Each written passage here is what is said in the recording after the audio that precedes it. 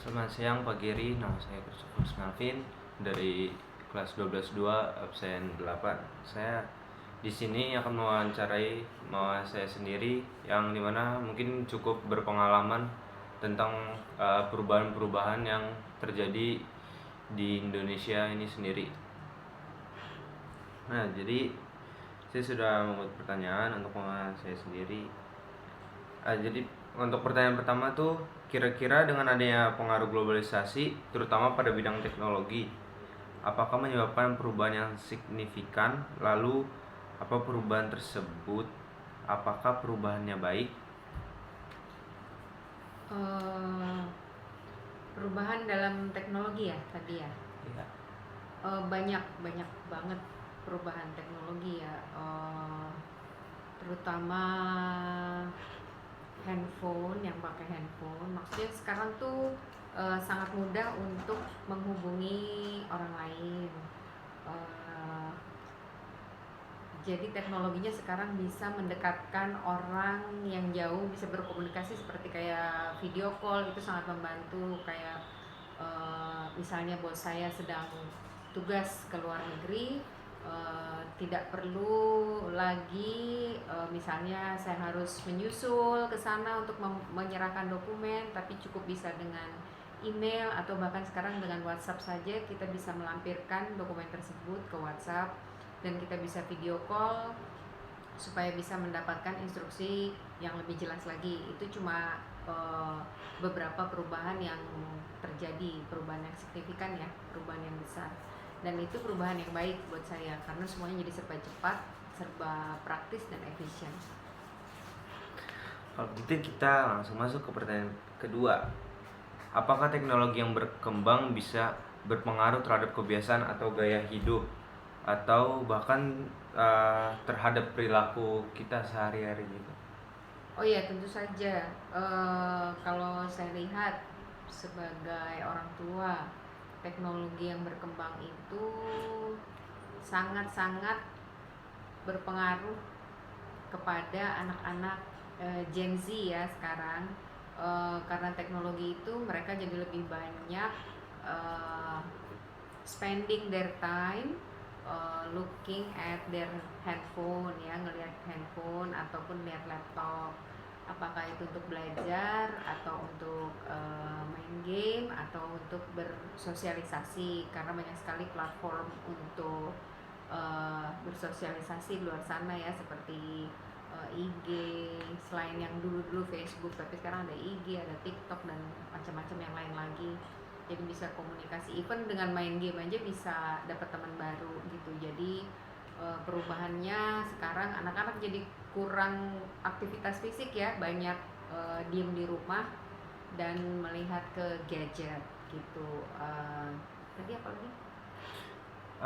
Bisa berpengaruh nggak terhadap perilaku? Tentu saja berpengaruh,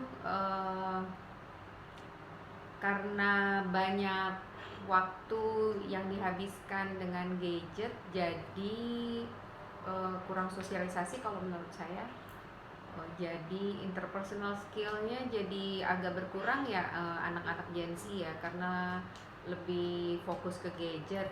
Jadinya hubungan dengan sesama, terus apa namanya ya, respons kalau misalnya nih di masyarakat ada yang butuh bantuan. Kalau saya perhatikan anak sekarang tuh kurang gercep ya untuk melihat situasi sekeliling gitu ya. Kalau ada orang yang butuh bantuan, bekerja sama, gimana ya, responsnya tuh kurang cepet gitu.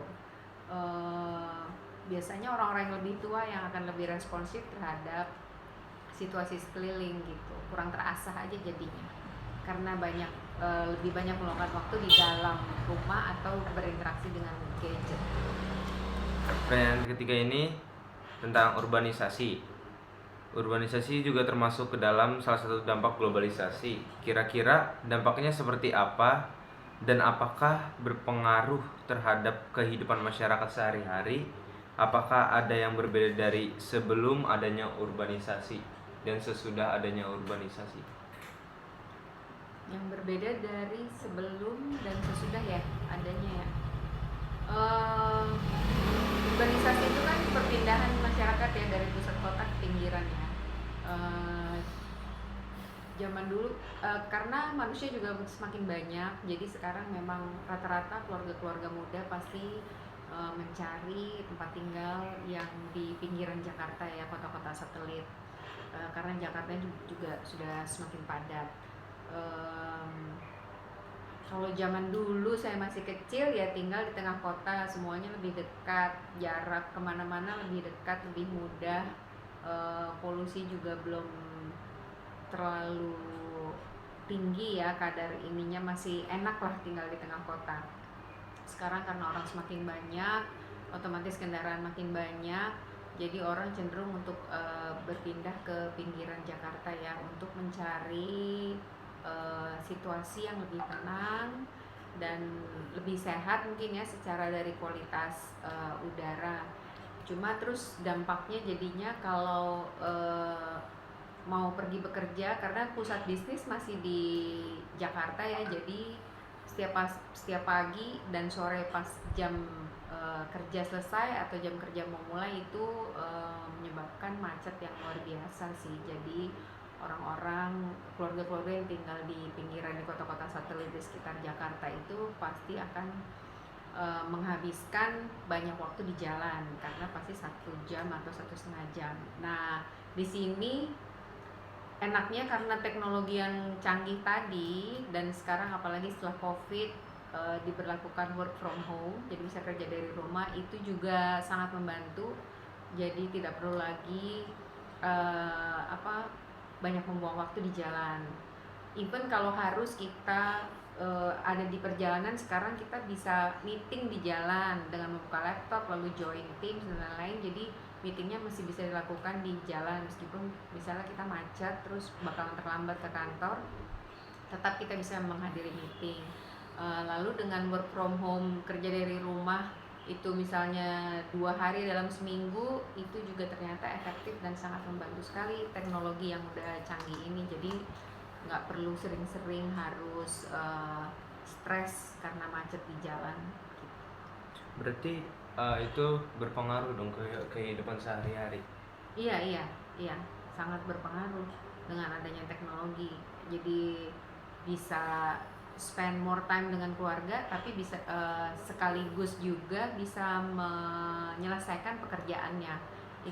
Jadi ya gaya hidupnya jadi jadi udah berubah ya. Sekarang banyak pekerjaan yang bisa dilakukan dari rumah gitu, tanpa harus hadir fisiknya di kantor tuh udah banyak, itu karena teknologi juga.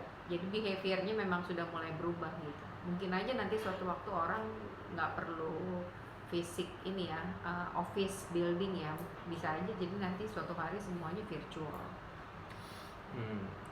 Berarti namun dengan adanya kayak perubahan itu tetap ada dampak positif ataupun negatifnya. Positifnya kalau buat yang sudah berkeluarga, jadi lebih banyak waktu sama keluarga, sama anak-anak ya, atau sama orang tua lah ya, sama keluarga pokoknya itu jadi lebih banyak waktu.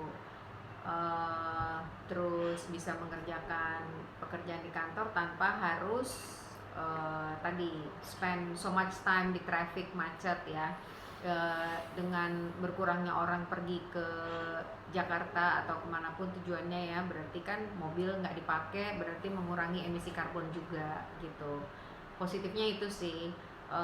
Negatifnya mungkin ada pekerjaan-pekerjaan yang memang kadang-kadang harus tatap muka, harus ada di sana. Nah itu kadang ya yang bisa bikin repot juga sih, bikin efek produktivitas di kantor jadi berkurang. Kadang-kadang kayak gitu, karena orangnya harus hadir. Tapi misalnya hari ini jatahnya work from home, jadi nggak datang ke kantor, padahal di kantor perlu kehadiran orang tersebut. Akhirnya jadinya mundurlah apapun itu yang harus dia selesaikan karena tidak bisa hadir. Kalau saya lihat negatif dari itu. Oke, kalau gitu wawancaranya sudah selesai. Terima kasih. Mas, sudah membantu dan menjawabnya. Sekian dari saya, terima kasih. Nah, dari wawancara tadi kita semua jadi mengetahui bahwa dengan ada perubahan globalisasi di teknologi ini dan ada urbanisasi, itu memberikan dampak positif dan negatif juga kepada masyarakat sekitar dan bahkan untuk kita sendiri.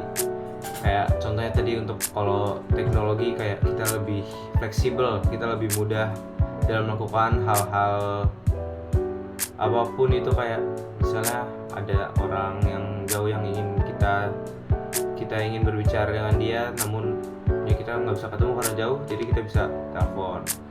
Atau ada pekerjaan namun kita nggak bisa masuk ke kantor, kita bisa ngerjain dari rumah.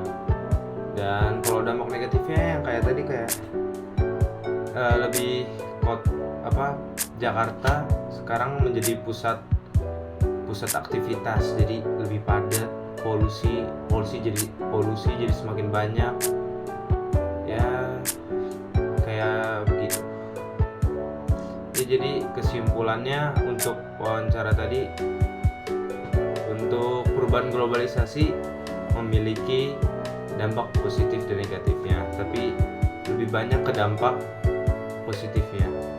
Sekian dari saya, terima kasih.